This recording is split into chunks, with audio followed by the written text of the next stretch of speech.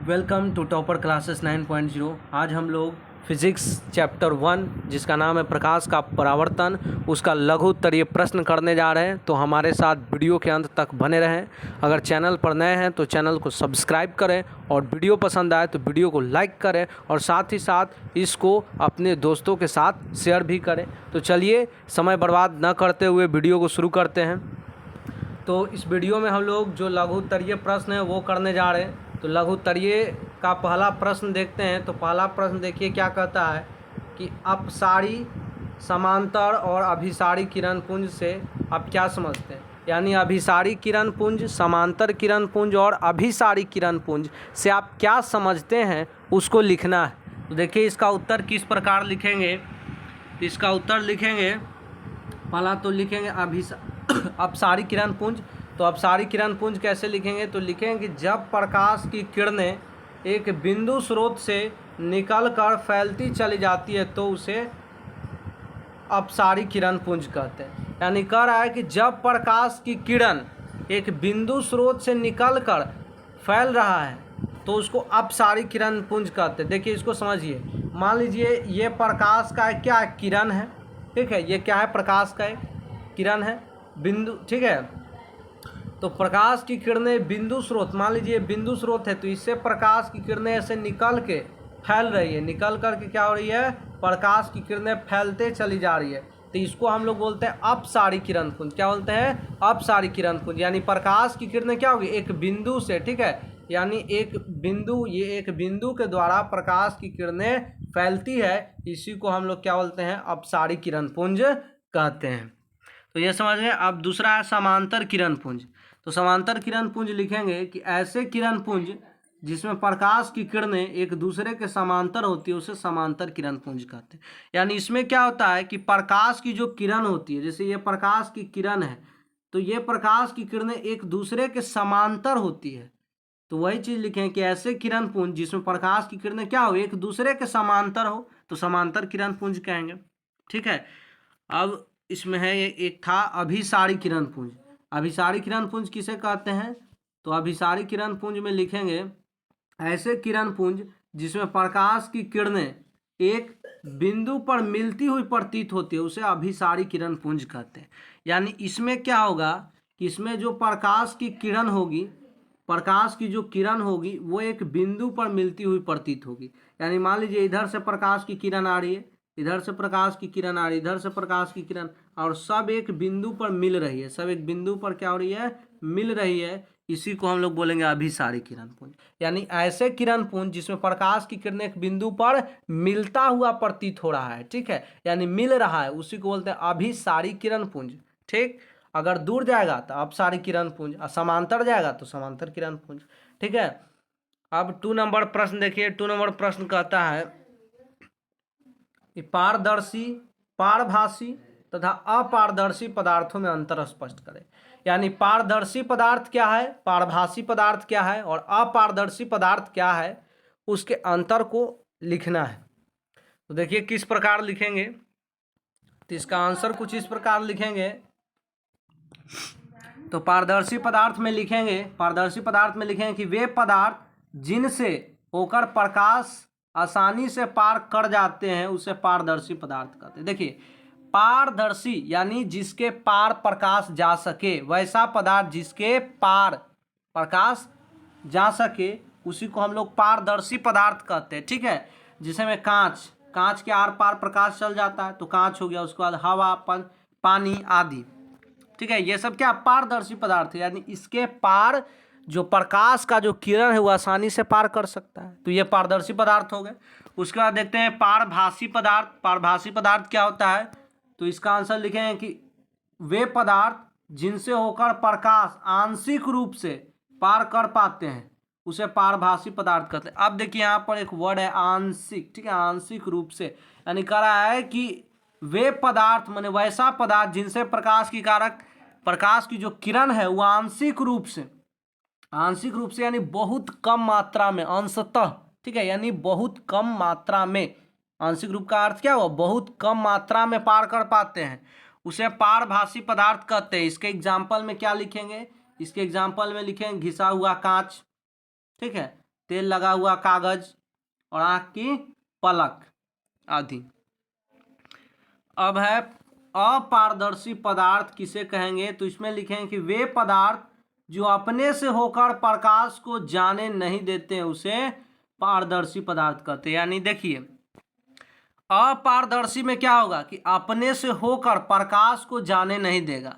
जैसे एग्जाम्पल में लकड़ी हो गया, लोहा हो गया, पत्थर हो गया, इसके पार प्रकाश जा सकता है, नहीं जा सकता है, तो ये अपारदर्शी पदार्थ हो गए। आगे बढ़ते हैं। थर्ड नंबर प्रश्न कहता है प्रकाश के परावर्तन के नियमों को लिखे। यानी जो प्रकाश का जो परावर्तन का नियम है उन नियम को लिखना है। इसका आंसर देखिए कुछ इस प्रकार लिखेंगे। आंसर लिखेंगे प्रकाश के परावर्तन के निम्नलिखित 2 नियम है। यानी प्रकाश के परावर्तन के कितने नियम है, 2 नियम है। अब नियम है तो कौन कौन है, नियम लिखना है। तो पहला लिखेंगे कि आपतित किरण, परावर्तित किरण और आपतन बिंदु पर खींचा गया अभिलंब तीनों एक ही समतल में होते हैं। पहला जो मतलब नियम है उपनियम क्या कहता है, इस नियम को देखिए अच्छे से समझ लेते हैं। ठीक है, इसको अच्छे से समझ लेते हैं। मान लीजिए इसको अच्छे से समझ लेते हैं। मान लीजिए ये हमारा समतल दर्पण हो गया। ठीक है, ये पीछे कलई किया हुआ रहता है, कलई कर देते हैं। ये हमारा समतल दर्पण हो गया और इस पर जो ये प्रकाश की किरण आती है, प्रकाश की किरण आ गई तो इसको बोलते हैं आपतित किरण, और ये वापस चल गई तो इसको बोलते हैं परावर्तित किरण। ठीक है, मतलब प्रकाश की किरण आई तो आपतित किरण और चली गई तो परावर्तित किरण। और जो बीच में यहाँ बिंदु देख रहे हैं इसको बोलते हैं आपतन बिंदु। यानी आपतित किरण जिस बिंदु पर मिलती है उसी को आपतन बिंदु कहते हैं। और यहाँ से एक अभिलंब खींच देते हैं 90 डिग्री। तो यही चीज़ यहाँ पर लिखा हुआ है कि जो आपतित किरण होता है, यानी ये जो किरण देख रहे हैं आपतित किरण, उसके बाद ये जो देख रहे हैं परावर्तित किरण, और तथा आपतन बिंदु पर, ये आपतन बिंदु है और आपतन बिंदु पर खींचा गया अभिलंब, ये जो अभिलंब है, तीनों एक ही समतल में होते हैं। ये हो गया। अब दूसरा नियम कहता है कि आपतन कोण, जो आपतन कोण होता है परावर्तन कोण के बराबर होता है। आपतन कोण समझते हैं क्या है, देखिए तो ये जो आपतित किरण देख रहे हैं आप, यहाँ पर ध्यान से देखिएगा, यहाँ जो ये जो किरण देख रहे हैं ये आपतित किरण है। तो ये आपतित किरण और ये अभिलंब के बीच जो कोण बनता है इस कोण को हम बोलते हैं आपतन कोण। क्या बोलते हैं, आपतन कोण। इसको आई से रिप्रेजेंट करते हैं, यानी एंगल ऑफ इंसिडेंट। और ये परावर्तित किरण, ठीक है, परावर्तित किरण और ये अभिलंब, तो परावर्तित किरण और ये अभिलंब के बीच जो कोण बनता है इसको परावर्तन कोण कहते हैं और इसको आर से रिप्रेजेंट करते हैं। यानी कि जो आई होता है मतलब आपतन कोण परावर्तन कोण के क्या होता है, बराबर होता है। तो यही 2 नियम था। उम्मीद करते हैं आप लोग समझ गए होंगे। अब आगे बढ़ते, देखिए 4 नंबर प्रश्न कहता है कि वास्तविक और आभासी, आभासी को काल्पनिक भी कहते हैं। तो कह रहा है कि वास्तविक और आभासी प्रतिबिंब में क्या अंतर है। जो वास्तविक प्रतिबिंब है और आभासी प्रतिबिंब है उसमें हमको अंतर लिखना है। तो अंतर किस प्रकार लिखेंगे, तो देखिए अंतर इस प्रकार लिखेंगे। ठीक है, अंतर देख लीजिए किस प्रकार लिखेंगे। तो अंतर देखिए, अंतर इस प्रकार लिखेंगे। पहला लिख देंगे वास्तविक, ठीक है, पहला लिख देंगे वास्तविक और आभासी यानी काल्पनिक प्रतिबिंब में निम्नलिखित अंतर है। यानी जो वास्तविक है और काल्पनिक प्रतिबिंब में निम्नलिखित अंतर है। एक तरफ लिख देंगे, एक तरफ क्या लिख देंगे, तो एक तरफ लिख देंगे वास्तविक प्रतिबिंब और एक तरफ लिख देंगे आभासी प्रतिबिंब। ठीक है, अब इसमें जो अंतर है वो अंतर को हम लिखेंगे। तो अंतर क्या क्या लिखे हैं इसको ध्यान से समझिएगा। अंतर क्या लिखें इसको ध्यान से समझिएगा। लिखे हैं कि किसी बिंदु स्रोत से आती हुई प्रकाश की किरणें दर्पण से परावर्तन के बाद जिस बिंदु पर वास्तव में मिलती है उसे वास्तविक प्रतिबिंब कहते हैं। अब देखिए यहाँ पर क्या कह रहा है कि किसी बिंदु स्रोत से, इसको समझ लेते हैं अच्छे तरीके से। मान लीजिए ये एक हम दर्पण बना दिए। कौन सा दर्पण है, यह है अवतल दर्पण। ठीक है, तो कह रहा है किसी बिंदु स्रोत से, तो दर्पण बना लिए और ये जो होता है प्रधान अक्ष होता है।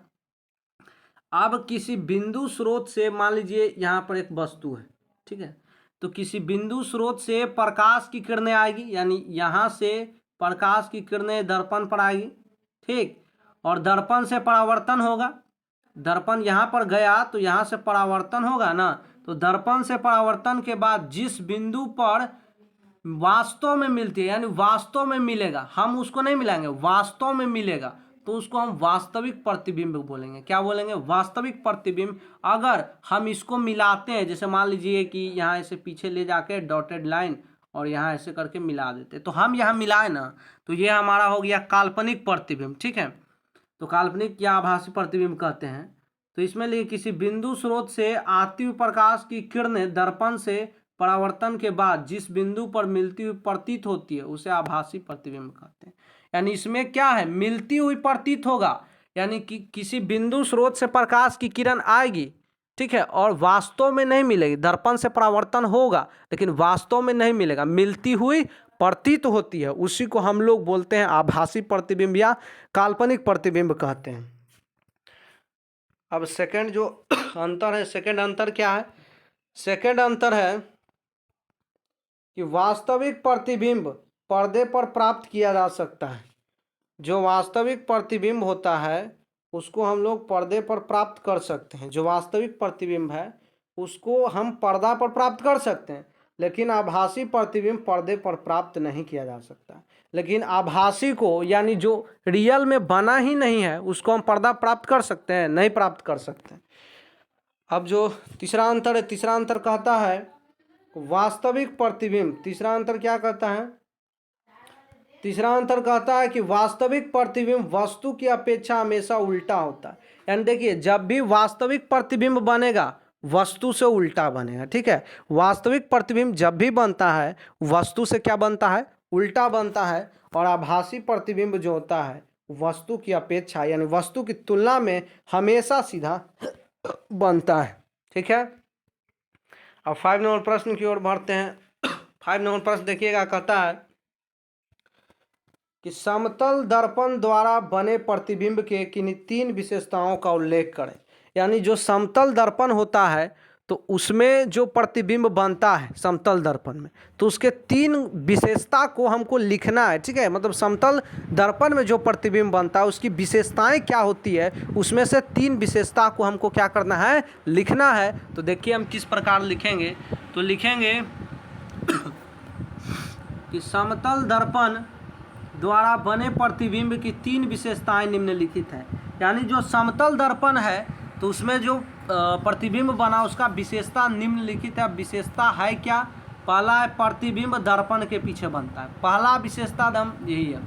प्रतिबिंब कहाँ बनता है? दर्पण के आगे के पीछे। तो आप कहिएगा कि प्रतिबिंब जो होता है वो दर्पण के पीछे बनता है। उसके बाद प्रतिबिंब का आकार वस्तु के आकार के बराबर होता है। हम लोग आईना में फेस देखते हैं तो हम छोटा दिखते हैं या प्रतिबिंब छोटा दिखता है, तो दोनों बराबर होता है। तो प्रतिबिंब का आकार और वस्तु का आकार दोनों क्या होता है? बराबर होता है। उसके बाद प्रतिबिंब जो है वस्तु की अपेक्षा सीधा बनता है। प्रतिबिंब क्या बनता है? सीधा बनता है, ठीक है। ये तीन आपका क्या है? उसका विशेषता हो गया।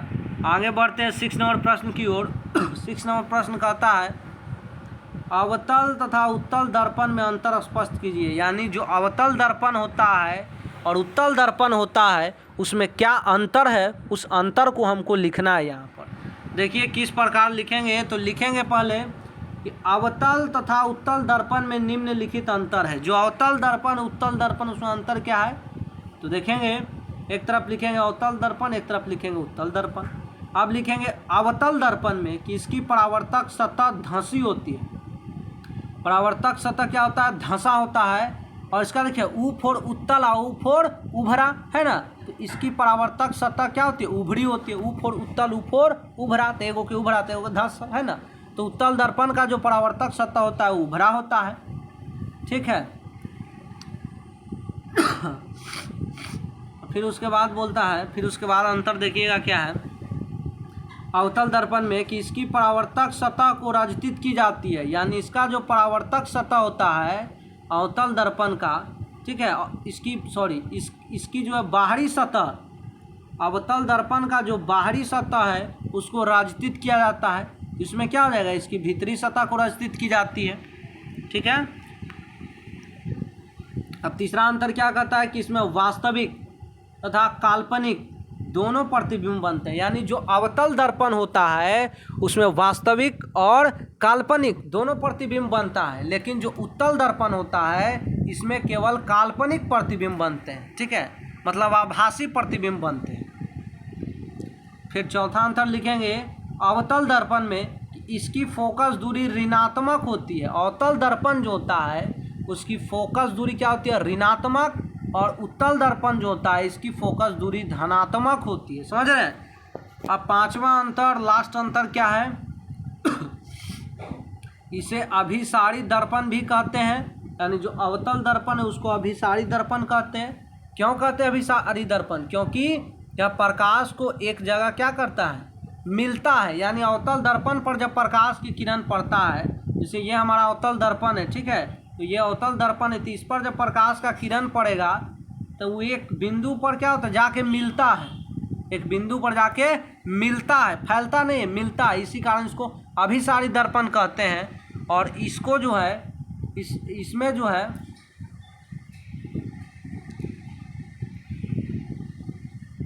और इसे जो है अपसारी दर्पण कहते हैं। इसको अपसारी दर्पण क्यों कहते हैं, क्योंकि इसमें क्या होता है कि जो प्रकाश की किरण है, ये उत्तल दर्पण है, तो इसमें प्रकाश की किरण जब गलत बनी है, इसमें प्रकाश की किरण जब जाती है तो बिंदु पर नहीं मिलती है, यहाँ से ऐसे फैल जाती है। ठीक है, यानी इस पर जब प्रकाश का किरण जाता है तो फैल जाता है, इसी कारण इसको अपसारी दर्पण कहते हैं। अब 7 नंबर प्रश्न की ओर बढ़ते हैं। 7 नंबर हमारा प्रश्न कहता है कि गोलीय दर्पण की वक्रता त्रिज्या से आपका क्या तात्पर्य होता है। यानी जो गोलीय दर्पण होता है उसमें वक्रता त्रिज्या किसे कहते हैं या क्या समझते हैं वही लिखना है। तो लिखेंगे कि गोलीय दर्पण जिस गोले का भाग होता है, गोलीय दर्पण है तो कोई गोला का ही भाग होगा, तो गोलीय दर्पण जिस गोले का भाग होता है उसकी त्रिज्या को ही दर्पण की वक्रता त्रिज्या कहते हैं। यानी गोलीय दर्पण जिस गोला का भाग है उसके त्रिज्या को ही वक्रता त्रिज्या कहेंगे ना। अब 8 नंबर प्रश्न देखिए। 8 नंबर प्रश्न कहता है किस दर्पण में केवल काल्पनिक प्रतिबिंब बनता है, अवतल, उत्तल या समतल। पूछ रहा है कौन सा दर्पण है जिसमें केवल और केवल काल्पनिक यानी आभासी प्रतिबिंब बनता है, तो आप कहिएगा कि उत्तल दर्पण। क्या कहिएगा, उत्तल दर्पण। 9 नंबर प्रश्न देखते हैं। 9 नंबर प्रश्न कहता है कि उत्तल दर्पण का उपयोग वाहनों के साइड मिरर या पीछे देखने के आईने के रूप में क्यों किया जाता है। यानी सिंपल सा कह रहा है क्वेश्चन कि जो उत्तल दर्पण है उसका उपयोग वाहन में, गाड़ी में साइड मिरर के रूप में क्यों किया जाता है, उसके कारण को लिखना है। तो इसका कारण किस प्रकार लिखेंगे, तो देखिए इसका आंसर जो इस प्रकार लिखेंगे कि उत्तल दर्पण का उपयोग वाहनों के साइड मिरर या पीछे देखने के आईने के रूप में किया जाता है। अब क्यों किया जाता है, तो क्योंकि ये किसी वस्तु का हमेशा सीधा प्रतिबिंब बनाते हैं। यानी जो उत्तल दर्पण होता है वस्तु का कैसा प्रतिबिंब बनाता है, तो आप कहिएगा कि सीधा प्रतिबिंब बनाता है। यद्यपि वह छोटा होता है, यानी प्रतिबिंब कैसा होता है, छोटा होता है लेकिन सीधा होता है, और इसका दृष्टि क्षेत्र विस्तृत होता है। विस्तृत यानी बड़ा होता है। उत्तल दर्पण जो होता है इसका दृष्टि क्षेत्र क्या होता है, विस्तृत होता है। इसी कारण इसका उपयोग वाहनों में साइड मिरर के रूप में किया जाता है। अब देखिए 10 नंबर जो प्रश्न है ये MVVI प्रश्न है आपका, MVVI, ठीक है, MVVI आपका प्रश्न है, मोस्ट वेरी वेरी इंपॉर्टेंट। यह आपका जो एग्ज़ाम में 5 मार्क्स का आ जाता है सिद्ध करने के लिए, तो इसको एकदम बेहतरीन ढंग से समझने का प्रयास कीजिए। करा है कि अवतल दर्पण में प्रमाणित करें कि F बराबर R/2। क्या प्रमाणित करना है, F बराबर R/2। और कौन सा दर्पण में करना है, तो अवतल दर्पण में करना है। तो सबसे पहले क्या करेंगे कि एक अवतल दर्पण बना लेंगे। ये क्या करेंगे, ऐसे करके एक अवतल दर्पण बना लेंगे तो अवतल दर्पण हम बना लिए। ठीक, उसके बाद ये यहाँ प्रधान अक्ष खींच दिए। ये ध्रुव होता है जिसको P कहते हैं, P लिखें। ये फोकस होता है, F लिखें। वक्रता केंद्र होता है, C लिखें। अब प्रकाश की किरण जो है दर्पण पर पड़ेगी। ठीक है, ये प्रकाश की किरण दर्पण पर पड़ी और दर्पण से परावर्तन के बाद कहाँ से गुजरी? फोकस से होकर गुजर गई। ठीक है, अब यहाँ पर एक कोण बनेगा, इसको वक्रता केंद्र से मिला देंगे तो इधर जो कोण बनेगा ये कोण आई हो गया और इधर जो कोण बनेगा कोण आर हो गया। ठीक है, तो उसी प्रकार लिखे हैं कि इधर का जो कोण है कोण आई है और इधर कोण आर है। ठीक, तो दर्पण का पहले नाम अच्छा से दे देंगे। अब देखिए लिखेंगे क्या लिखेंगे कि माना कि M और M' एक अवतल दर्पण है। ठीक है, क्या लिखेंगे कि माना कि M और M' ये हम दर्पण का नाम रख दिए हैं, तो वही लिख देंगे कि माना कि M और M' एक अवतल दर्पण है, चूँकि अवतल दर्पण में हमको सिद्ध करना है। उसके बाद लिखेंगे कि AB एक आपतित किरण है। यानी देखिए AB क्या है, यहाँ पर देखिए AB जो है क्या है? आपतित किरण है। आ रहा है प्रकाश की किरण और ये परावर्तित किरण हो गया, जा रहा है। तो वही चीज़ लिखे हैं कि AB एक आपतित किरण है जो परावर्तन के बाद F से होकर गुजरती है। अब ये देखिए परावर्तन के बाद कहाँ से गुजर रहा है? ये AB आपतित किरण है और परावर्तन के बाद ये कहाँ से गुजर रहा है? तो ये परावर्तन के बाद आप कहिएगा कि ये F यहाँ फोकस से होकर के गुजर रहा है। ठीक है, फोकस से होकर गुजर रहा है, तो यही चीज़ लिखना है। अब उसके बाद देखिए यहाँ पर जो कोण I बन रहा है, यहाँ पर जो देख रहे हैं यहाँ जो कोण I बन रहा है और इधर जो कोण R बन रहा है, ये बराबर होगा। कैसे बराबर होगा? तो लिखेंगे कि परावर्तन के नियम से कोण I बराबर कोण R। कैसे? परावर्तन के नियम से। अब देखिए मैथ में आप लोग पढ़े होंगे कि जब दो समांतर रेखा है और इसको एक तिर्यक रेखा काट देता है तो जो एकांतर कोण होता है वो बराबर होता है। अब एकांतर कोण होता क्या है तो समझिए, ये कोण है इसके बराबर और ये कोण इसके बराबर, ये एकांतर कोण होता है। यानी कहने का मतलब है कि जो ये कोण 1 है ये कोण 2 के बराबर। ठीक, और ये जो कोण 3 है ये कोण 4 के बराबर। यानी तिरछी कोण जो होता है वो क्या होता है? बराबर होता है। इसी को एकांतर कोण कहते हैं। तो यहाँ भी देखिए जो कोण I है ये कोण I के बराबर हो जाएगा। कैसे बराबर होगा? एकांतर कोण ही देखिए, दो समांतर रेखा है, इसको बीच में एक तिर्यक रेखा यहाँ काट दे रहा है, तो तिर्यक रेखा काटेगा तो एकांतर कोण बराबर होगा ना। तो वही चलते एकांतर कोण से हम लिख दिए हैं, एकांतर कोण से। अब लिखे हैं चूँकि त्रिभुज BCF एक समद्विबाहु त्रिभुज है। अब देखिए समद्विबाहु त्रिभुज कैसे है? BCF बोले ना, त्रिभुज BCF, ध्यान समझिएगा। त्रिभुज BCF, यहाँ देखिए त्रिभुज यहाँ एक बन रहा है, त्रिभुज बन रहा है ना, इसका नाम देखिए BCF। तो त्रिभुज BCF क्या बोल रहा है कि समद्विबाहु त्रिभुज है। कैसे? तो समद्विबाहु त्रिभुज में क्या होता है कि बराबर कोण के सामने की भुजा भी बराबर होती है। ठीक है, बराबर कोण के सामने की भुजा भी क्या होती है? बराबर होती है। यानी जो कोण R है ये भुजा के सामने है, यानी बराबर कोण का जो सामने का जो भुजा होता है वो बराबर होता है।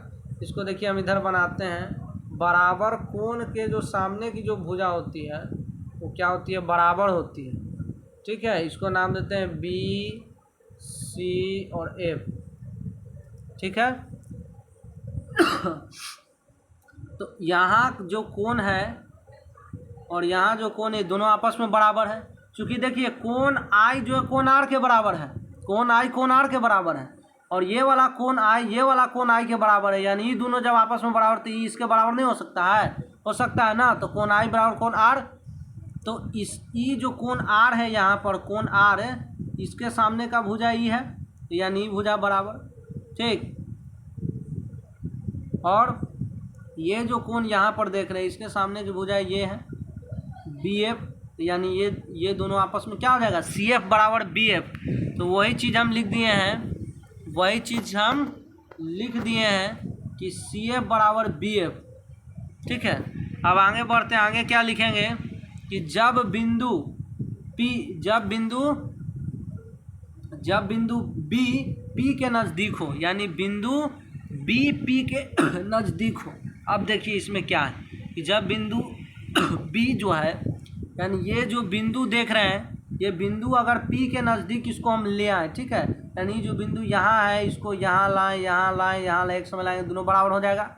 यानी कि जो बी एफ, ये नीचे आ जाएगा बी, तो बी एफ पी एफ दोनों तो बराबर ना हो जाएगा। तो वही चीज़ हम लिख दिए हैं, कि जब बिंदु बी जो है पी के नज़दीक हो तब बी एफ बराबर पी एफ, समीकरण दूसरा। अब समीकरण पहला और दूसरा से, तो समीकरण पहला देखिए क्या है, समीकरण पहला है सी एफ बराबर बी एफ, समीकरण पहला, और दूसरा कहता है पहला सी एफ बराबर बी एफ था, सी एफ बराबर बी एफ, ये समीकरण पहला था।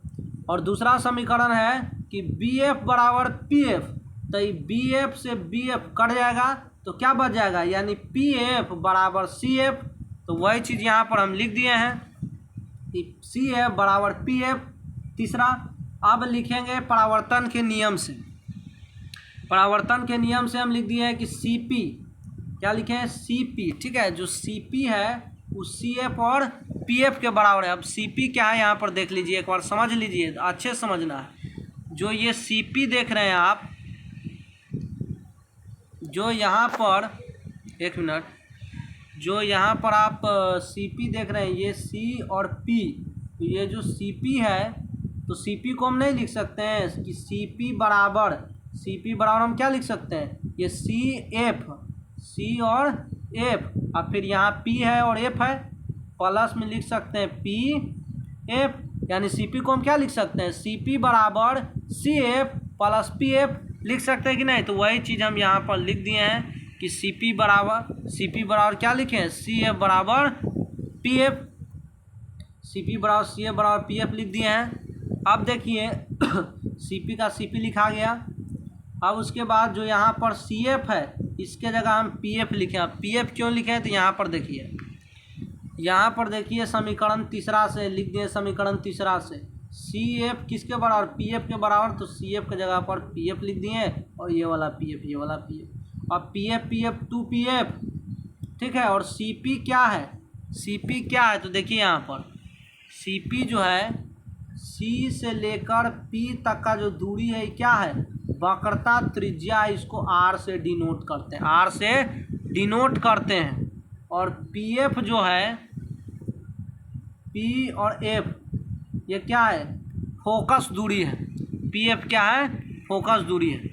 तो वही चीज़ हम यहाँ पर लिख दिए हैं कि सी पी क्या, वक्रता त्रिज्या को लिखते हैं आर से, तो आर लिख दिए हैं, और 2 है तो 2, और पी एफ क्या है, अभी हमने बताया कि पी एफ क्या फोकस दूरी है, और इसको स्मॉल एफ से लिखते हैं, तो स्मॉल एफ हम यहाँ पर लिख दिए।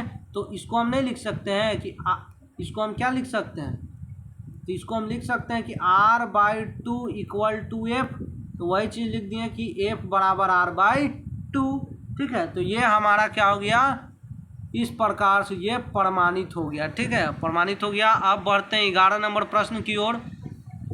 11 नंबर प्रश्न कहता है कि अनंत और वक्रता केंद्र के बीच रखी वस्तु का अवतल दर्पण से बने प्रतिबिंब का निर्धारण स्वच्छ किरण आरेख खींचकर करें। यानी कि हमको क्या बनाना है, किरण आरेख बनाना है, यहाँ पर कुछ लिखना नहीं है, सिर्फ हमको किरण आरेख बनाना है। और वस्तु कहाँ होगा, तो अनंत और वक्रता केंद्र के बीच होगा, ठीक है, और उसका हमको किरण आरेख बनाना है। तो देखिए सबसे पहले हम बना लेंगे एक अवतल दर्पण, चूँकि अवतल दर्पण बोल रहा है तो अवतल दर्पण बना लेंगे। उसके बाद ये जो प्रधान अक्ष होता है, प्रधान अक्ष, उसके बाद ये जो P यहाँ पर होता है, P, F है तो F मतलब फोकस, और C मतलब वक्रता केंद्र। अब वस्तु कहाँ बोल रहा है कि अनंत, तो इधर कहीं अनंत होगा, इधर कहीं क्या होगा, अनंत होगा, और ये वक्रता केंद्र है यहाँ। तो अनंत और वक्रता केंद्र के बीच ये हम वस्तु रख दिए ए बी, और ए बी जब वस्तु है तो यहाँ से प्रकाश की किरण दर्पण पर जाएगा, और दर्पण पर जाएगा तो दर्पण से परावर्तन के बाद फोकस से होकर गुजरता है। ये देखिए ये नियम है कि जब भी प्रकाश का जो किरण है वो प्रधान अक्ष के समांतर आता है तो दर्पण से परावर्तन के बाद जिस बिंदु से होकर गुजरता है वो फोकस होता है। तो जिस बिंदु से गुजर रहा है क्या है, फोकस है, ठीक है, फोकस से होकर गुजर रहा है। अब दूसरा नियम कहता है कि वक्रता केंद्र से जब प्रकाश की किरण आता है, ये देखिए वक्रता केंद्र है ना, तो वक्रता केंद्र से जब प्रकाश की किरण आता है तो वही वापस उसी दिशा में लौट जाता है, यानी यहाँ से आया और यहीं से ही लौट जाएगा, ठीक है। तो जिस बिंदु पर प्रतिच्छेद किया, यानी इस बिंदु पर प्रतिच्छेद किया तो प्रतिबिंब बना यहाँ पर, प्रतिबिंब यहाँ बना, कहाँ बना, तो वक्रता केंद्र और फोकस के बीच में प्रतिबिंब बना। तो इस प्रकार से ये किरण आरेख आपका बन गया, ठीक है। इस प्रकार से आपका किरण आरेख हो गया, इस प्रकार से आपको बनाना है। अब चलिए 12 नंबर प्रश्न की ओर बढ़ते हैं। 12 नंबर प्रश्न कहता है कि निम्नलिखित चित्र 1.36 के किरण आरेख को पूरा कर प्रतिबिंब का स्थान निर्धारित कीजिए। यानी यहाँ पर हमको किरण आरेख दिया हुआ है, हमको सिर्फ ये बताना है प्रतिबिंब कहाँ बनेगा, किरण आरेख को पूरा करना है। तो ये देखिए ये आपका क्वेश्चन है, यानी ये जो आपका फिगर जो किरण आरेख है दिया हुआ है, 2 गो किरण आरेख है। पहला किरण आरेख तो ये हो गया आपका, और दूसरा किरण आरेख ये हो गया।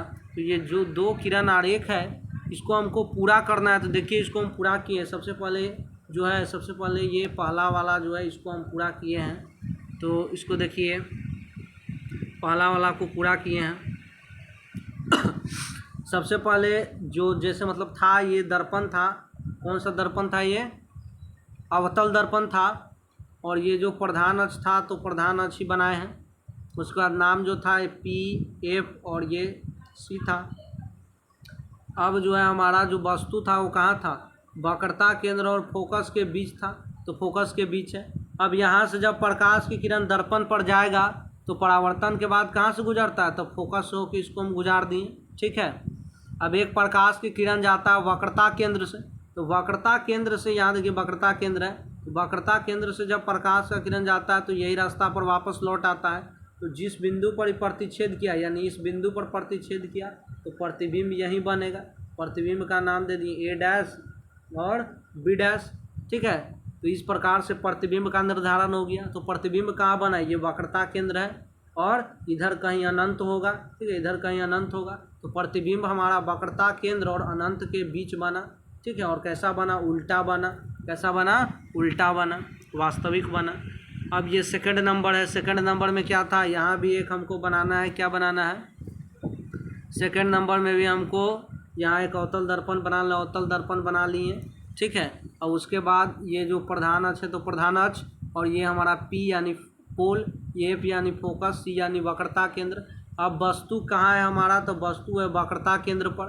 तो वक्रता केंद्र पर जब वस्तु है तो यहाँ से प्रकाश की किरण दर्पण पर जाएगी, और दर्पण पर पड़ने के बाद दर्पण से परावर्तन होगा तो कहाँ से गुजरेगी, फोकस से होके गुजरेगी, ठीक है। और एक प्रकाश की किरण वक्रता केंद्र से जाता है तो ये वक्रता केंद्र से जाएगा तो वक्रता केंद्र पर ही वापस लौट जाता है, ठीक है। तो ये तो वक्रता केंद्र से नहीं आया है, क्योंकि वक्रता केंद्र यहाँ है और ये वक्रता केंद्र से नहीं आया है, ठीक है। तो ये जो हमारा आया है किरण, ये हमारा फोकस से होते हुए आया। जब फोकस से होते हुए कोई किरण आता है तो प्रधान अक्ष के समांतर लौट जाता है। देखिए प्रधान अक्ष के समांतर गया तो ये यहाँ पर प्रतिच्छेद किया, तो ये इसके सामने है, वक्रता केंद्र के सामने। तो जब वस्तु अगर वक्रता केंद्र पर है तो प्रतिबिंब कहाँ बनेगा, वक्रता केंद्र पर ही बनेगा, ठीक है। यानी जब वस्तु हमारा वक्रता केंद्र पर है तो प्रतिबिंब हमारा वक्रता केंद्र पर ही बनेगा, वास्तविक बनेगा, उल्टा बनेगा और वस्तु के आकार के बराबर बनेगा, ठीक है। अब अगला प्रश्न देखते हैं। अगला प्रश्न 13 नंबर क्या कहता है कि स्पष्ट किरण आरेख द्वारा अवतल दर्पण में आभासी एवं आवर्धित यानी बड़ा प्रतिबिंब का बनना दिखाएं। यानी कह रहा है कि किरण आरेख के द्वारा हमको बताना है कि अवतल दर्पण में आभासी यानी काल्पनिक और आवर्धित यानी बड़ा प्रतिबिंब कब बनता है, और इस प्रकार प्रयुक्त अवतल दर्पण का एक व्यवहारिक उपयोग भी बताया, यानी अवतल दर्पण का एक उपयोग भी बताना है। तो ये देखिए हमारा किरण आरेख है। तो इसमें हमको बोल रहा था कि हमको उस स्थिति में बनाना है जब प्रतिबिंब आभासी हो और आवर्धित हो, यानी वस्तु के आकार से बड़ा हो। तो इसको देखिए, सबसे पहले तो एक अवतल दर्पण हम बना लेंगे। तो अवतल दर्पण हम बना लिए, जो कलई किया जाता है, कलई पीछे हम कर दिए हैं, कलई इसको कर देना है। उसके बाद देखिए अवतल दर्पण की बात करें तो अवतल दर्पण में सिर्फ और सिर्फ एक ही केस होता है जिसमें जो वस्तु होता है उसका काल्पनिक प्रतिबिंब बनता है और आवर्धित बनता है। कब बनता है? तो जब वस्तु ध्रुव और फोकस के बीच होता है ना, जब वस्तु ये जो P देख रहे हैं ध्रुव और F देख रहे हैं फोकस, इसके बीच होता है तभी हमारा प्रतिबिंब काल्पनिक बनता है और वस्तु की अपेक्षा बड़ा बनता है। तो उसी प्रकार देखिए यहाँ AB एक वस्तु है, AB वस्तु है, तो यहाँ से प्रकाश का किरण गया है, ये फोकस से होके वापस आ गया है, और एक प्रकाश की किरण यहाँ वक्रता केंद्र से गया है, तो वक्रता केंद्र से जाता है तो वक्रता केंद्र पर ही, माने यहाँ से वक्रता केंद्र पर जाएगा, वक्रता केंद्र से ही लौट जाएगा। तो ये किरण तो कहीं नहीं मिला, इसको पीछे हम ऐसे डॉटेड लाइन ले जाके मिला दिए हैं। तो ये कैसा प्रतिबिंब हो गया? आभासी काल्पनिक प्रतिबिंब, ठीक है, आभासी या काल्पनिक प्रतिबिंब है। तो ये इस बिंदु पर जाके मिला और इस बिंदु को ऐसे करके हम मिला देंगे और इसका नाम दे देंगे A' B', और ये हमारा किरण आरेख जो है बन करके तैयार हो गया। और इसका एक उपयोग बोल रहा था, तो लिख देंगे कि इसका उपयोग हजामती दर्पण के रूप में किया जाता है, यानी हजामत बनाने के लिए, दाढ़ी बनाने के लिए, बाल दाढ़ी बनाने के लिए अवतल दर्पण का उपयोग किया जाता है। अब आगे बढ़ते हैं। 14 नंबर प्रश्न कहता है, बहुत बड़ा प्रश्न है, देख के डरना नहीं है, इसको अच्छे समझना है। कहता है कि यदि 25 सेंटीमीटर फोकस दूरी के एक अवतल दर्पण की सहायता से, कह रहा है कि 25 सेंटीमीटर फोकस दूरी कितना है? 25 सेंटीमीटर, ठीक है। तो वही कह रहा है कि 25 सेंटीमीटर फोकस दूरी के अवतल दर्पण की सहायता से सीधा प्रतिबिंब बनाना हो। कैसा प्रतिबिंब बनाना है? सीधा प्रतिबिंब बनाना है। तो दर्पण से वस्तु की दूरी का परास क्या होना चाहिए? परास एंड रेंज क्या होना चाहिए? मतलब प्रतिबिंब हमको कैसा बनाना है? सीधा। और कौन सा दर्पण है? अवतल दर्पण है। तो अभी हमने आपको बताया अवतल दर्पण में सीधा प्रतिबिंब कब बनता है? जब वस्तु आपका कहाँ हो? ध्रुव और फोकस के बीच होता है, तभी अवतल दर्पण में सीधा और आभासी प्रतिबिंब बनता है, ठीक है।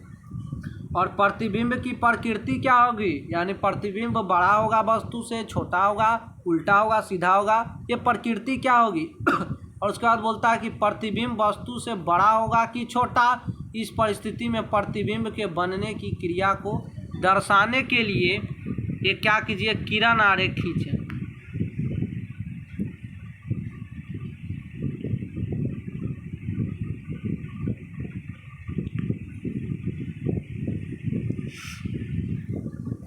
इसका देखिए आंसर किस प्रकार लिखेंगे कि जब वस्तु अवतल दर्पण के सामने उसके ध्रुव और फोकस के बीच में हो, यानी जब वस्तु कहाँ हो?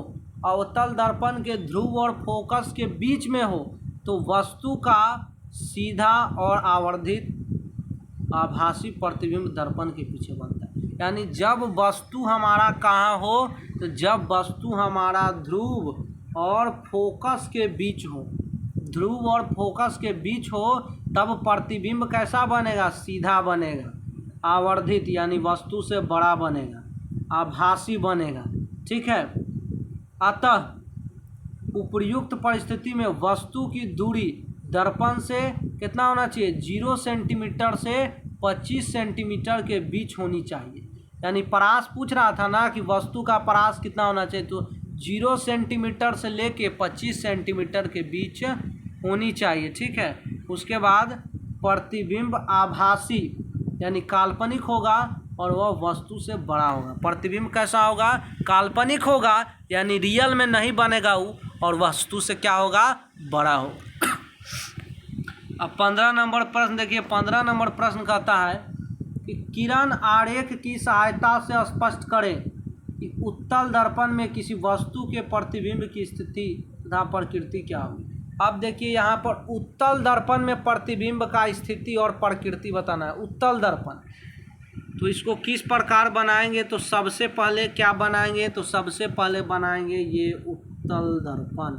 उत्तल दर्पण बना लिए, अंदर से मतलब कलई किया रहता है, कलई कर दिए, ठीक है। ये प्रधान अक्ष होता है, प्रधान अक्ष, ये एफ होता है फोकस, सी होता है वक्रता केंद्र, और यहाँ पर वस्तु रखे हुए हैं। वस्तु क्या है? A B. यहाँ से जब प्रकाश का किरण जाएगा तो यहाँ से ये क्या हो जाएगा? परिवर्तित हो जाएगा, ठीक है, परिवर्तित हो जाएगा।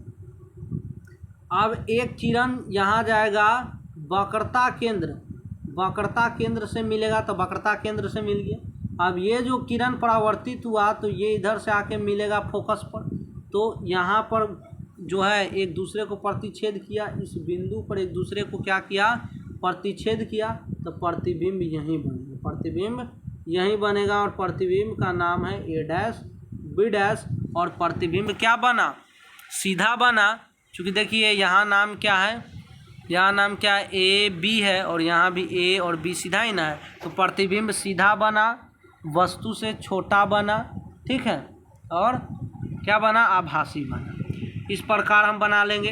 अब आगे 16 नंबर प्रश्न की ओर बढ़ते हैं। 16 नंबर प्रश्न कहता है कि कल्पना कीजिए कि आप एक चमकीले कागज से ढके बेलनाकार खंभे के सामने खड़े हैं। पूरा कल्पना कीजिए, रियलाइज, ठीक, इमेजिन कीजिए, ठीक है, कि आप चमकीले कागज से ढके बेलनाकार खंभे के सामने खड़े हैं। यानी एक बेलनाकार खंभा है जो चमकीला कागज से ढका हुआ है और आप उसके सामने खड़े हैं, ठीक। और इस प्रकार से बने बेलनाकार दर्पण में आप अपना किस प्रकार का प्रतिबिंब देखेंगे? यानी जो बेलनाकार दर्पण है उसमें आप अपना कैसा प्रतिबिंब देखिएगा वो बताइए। तो देखिए इसका आंसर किस प्रकार लिखेंगे कि बेलनाकार दर्पण एक तरह से समतल दर्पण और उत्तल दर्पण का संयोज है, यानी जुड़ा हुआ है, मेल है। यानी जो बेलनाकार दर्पण है वो समतल दर्पण